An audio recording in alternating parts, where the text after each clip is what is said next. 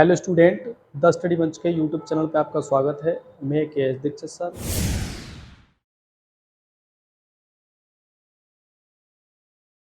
आज आपकी क्लास रहेगी कूलाम के नियम का सदिश स्वरूप। तो देखिए, कूलाम के नियम का सदिश स्वरूप। तो सदिश स्वरूप क्या होता है, सबसे पहले बात करेंगे हम सदिश की। सदिश क्या होता है? तो सदिश रहेगा, जो सदिश है, सदिश होता है परिमाण परिमाण व दिशा का गुणनफल।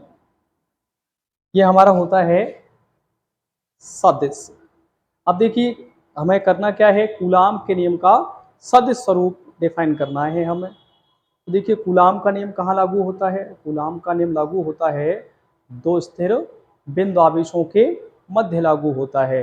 हम दो बिंदु आवेश लेते हैं और वहां पर कूलाम के नियम को लागू करते हैं। जिस प्रकार से देखिए, हम ले लेते हैं यहाँ एक बिंदु आवेश है हमारे पास में, यहाँ Q2, और एक बिंदु आवेश है यहाँ हमारे पास Q1। दो बिंदु आवेश ले लिए हैं, Q1 और Q2। अब देखिए, इनकी स्थिति को निर्धारित करने के लिए हमें कार्तिकीय निर्देशांक की जरूरत पड़ेगी। हम उसे यहाँ ड्रॉ कर लेते हैं, कार्तिकीय निर्देशांक को।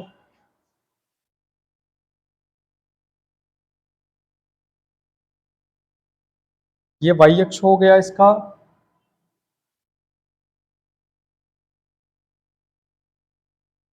और यहाँ से ये x अक्ष हो गया इसका। विशेष आपकी दृष्टि देखने के लिए यहाँ इसे थोड़ा लेंदी बना देते हैं, जिससे कि आपको दिखाई दे।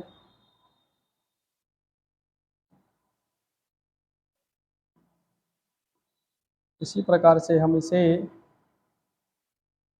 यहाँ भी से इसी प्रकार से कर देते हैं,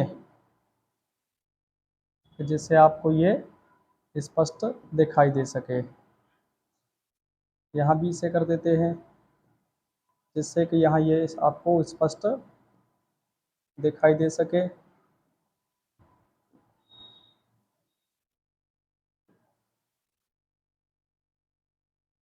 चलो ठीक है, अब ध्यान देंगे।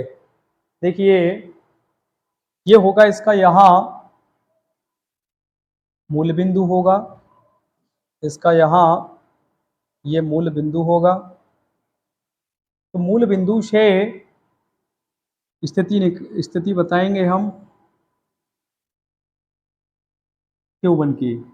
तो इसके लिए इसका स्थिति सदिश हो जाएगा वेक्टर R1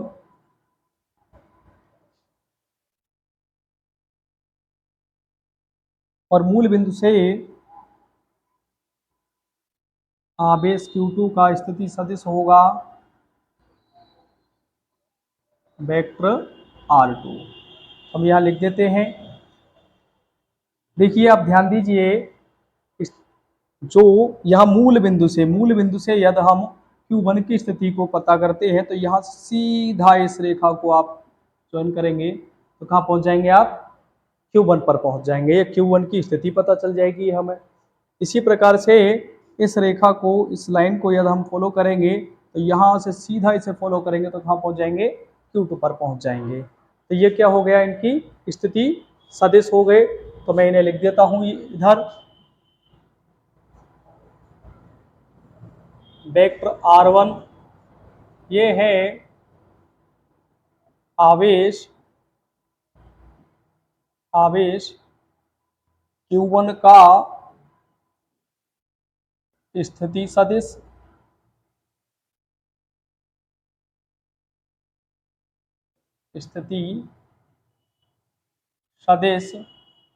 अब देखिए, ये जो था हमारा यहाँ जो R1 था, वो था Q1 का स्थिति सदिश। इसी प्रकार से सेव Q2 का जो स्थिति सदिश है वो क्या रहेगा हमारा R2 रहेगा। तो यहां लिख देते हैं इसे, वेक्टर R2 ये होगा आवेश Q2 का स्थिति सदिश, स्थिति सदिश। अब देखिए, अब एक समझेंगे यहाँ। अब इसी प्रकार से Q1 का Q2 के सापेक्ष स्थिति सदिश और उसी प्रकार से Q2 का Q1 के सापेक्ष स्थिति सदिश। तो ध्यान दीजिए आप यहाँ देखिए, यदि हम यहाँ से Q2 का स्थिति सदिश निकालते हैं तो हमें क्या करना होगा, यहाँ से एक सीधी रेखा फॉलो करते हैं, यहाँ से सीधा इस तरह से जाएंगे तो कहाँ पहुंच जाएंगे हम, Q2 पर पहुंच जाएंगे। हम यहाँ Q2 पर पहुंच जाएंगे। हम लिख सकते हैं इसे यहाँ, ये जो है हमारा Q1 से Q2 पर जाना, ये होगा Q2 का स्थिति सदिश Q1 के सापेक्ष। इसी प्रकार से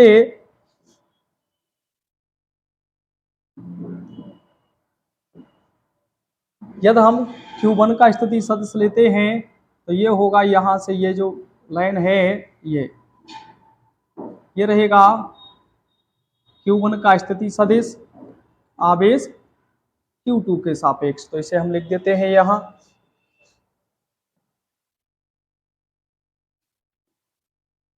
वेक्टर R21 ये है आवेश Q2 का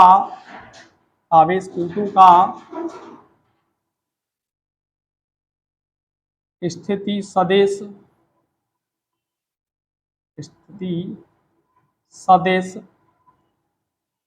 आवेश Q1 के सापेक्ष। इसी प्रकार से जो है R, ये जो है अब वेक्टर R12 ये रहेगा आवेश Q1 का स्थिति सदिश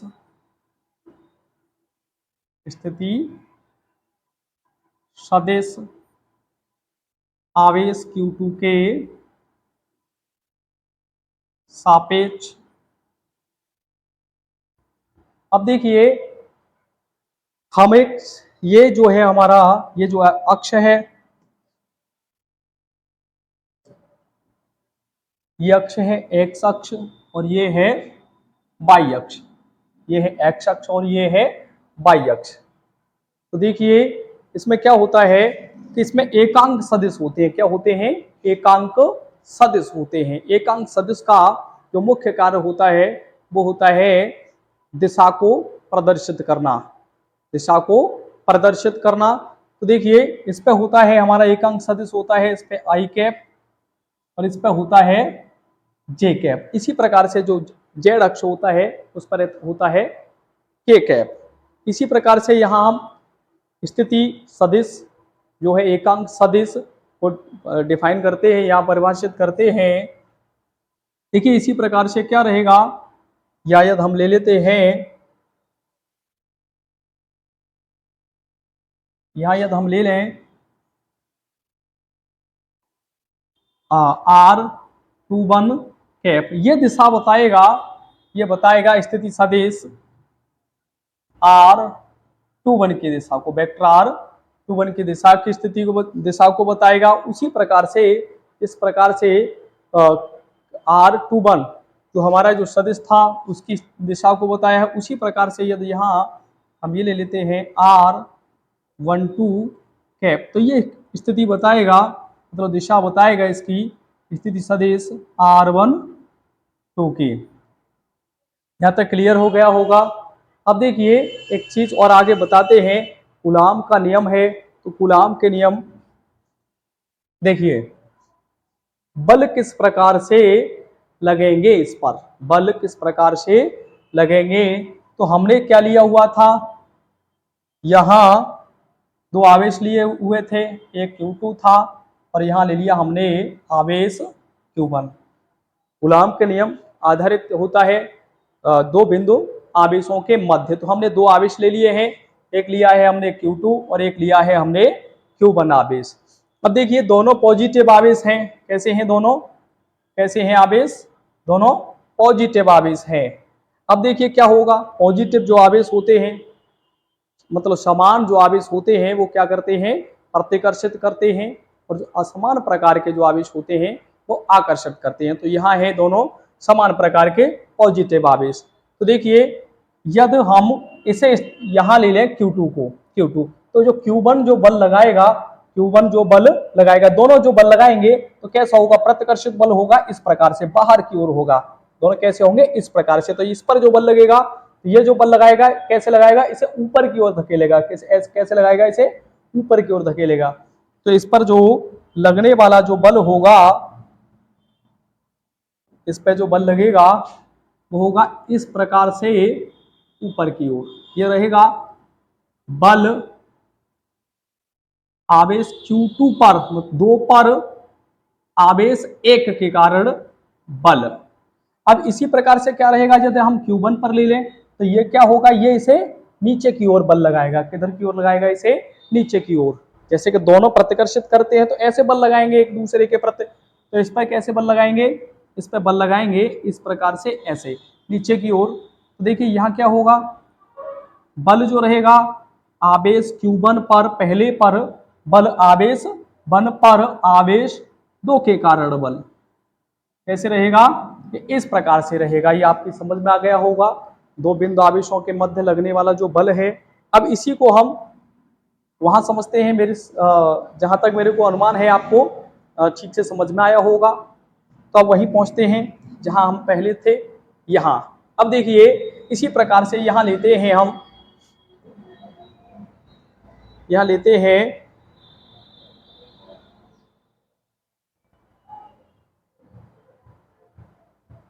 देखिए अब यहाँ Q2 पर, Q2 पर जो Q1 के द्वारा जो बल लगेगा, Q2 पर, ये Q2 है और ये Q1 है। तो यहाँ क्या होगा, Q2 पर Q1 के द्वारा जो बल लगेगा वो बल लगेगा इस प्रकार से ऊपर की ओर। तो ये होगा बल आवेश 2 पर बल आवेश 1 के कारण। यहां तक क्लियर हो गया होगा। अब देखिए इसी प्रकार से Q1 पर Q2 के कारण बल, तो Q2 क्या करेगा, इस प्रकार से प्रतिकर्षित बल लगाएगा। तो ये होगा नीचे की ओर। अब ध्यान देंगे आप, आवेश 1 पर आवेश 2 के कारण बल। यहां तक क्लियर हो गया होगा। अब देखिए अब क्या था, कूलाम के नियम का सदिश स्वरूप। अब देखिए क्या हुआ, हमें प्राप्त हुए हैं दो सदिश, एक ये प्राप्त हुआ है और एक ये प्राप्त हुआ है। तो देखिए पहले ही बताया गया था आपको, तो जो सदिश है, अब देखिए मैं यहां लिख देता हूं आपकी सुविधा के लिए। जो सदिश था, सदिश जो सदिश था वो था परिमाण और दिशा का गुणनफल, वो दिशा। अब ध्यान देंगे, देखिए तो हमारा पहला जो सदिश है, जो बल है, वो है F12। अब देखिए ये सदिश हो गया। अब किसकी आवश्यकता पड़ेगी हमें, परिमाण। तो परिमाण क्या होगा, बल कैसा है, ये बल है कूलामीय बल। कैसे बल है, ये कूलामीय बल है। तो हम कूलाम के जो नियम से जो बल निकलता है उसे हम लिखते हैं। तो वो होता है हमारा 1/4 pi epsilon 0 Q1 Q2 upon R। अब देखिए कैसा ये F12 है, तो यहाँ क्या हो जाएगा R12 स्क्वायर। अब देखिए ये तो क्या हो गया इसका परिमाण हो गया। अब किसकी है? दिशा। दिशा को कौन डिफाइन कर रहा है? तो दिशा को डिफाइन कर रहा है एकांक सदिश। एकांक सदिश डिफाइन कर रहा है, एकांक सदिश डिफाइन कर रहा है, तो यह रहेगा R12 कैप। ये हो गया। अब यहां तक समझ में आया होगा। अब देखिए इसी प्रकार से सेम यहां जो है हमारा एफ वेक्टर F21 क्या लेते हैं?